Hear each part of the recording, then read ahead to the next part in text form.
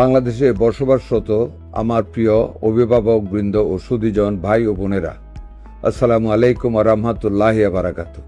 আপনারা ইতিমধ্যে অবগত হয়েছেন যে দেশের বিভিন্ন অঞ্চলে হামের প্রকোপ বৃদ্ধি পেয়েছে। হাম একটি মারাত্মক ভাইরাসজনিত ছোঁয়াচে রোগ। আমাদের প্রাণপ্রিয় শিশুরা এই রোগে আক্রান্ত হচ্ছে। আজকের শিশু আগামী দিনে জাতির ভবিষ্যৎ। বাংলাদেশ সরকার প্রতিটি শিশুর স্বাস্থ্য সুরক্ষা নিশ্চিতকরণে বদ্ধপরিকর। তাই হাম থেকে দেশের প্রতিটি শিশুকে সুরক্ষিত রাখতে সরকারের উদ্যোগে আপনারা অবগত আছেন, চলতি মাসের 5 তারিখে বাংলাদেশের 18টি জেলার 30টি উপজেলায় আমরা এর মধ্যে হামের টিকাদান কর্মসূচি শুরু করেছি এবং এটা চলছে।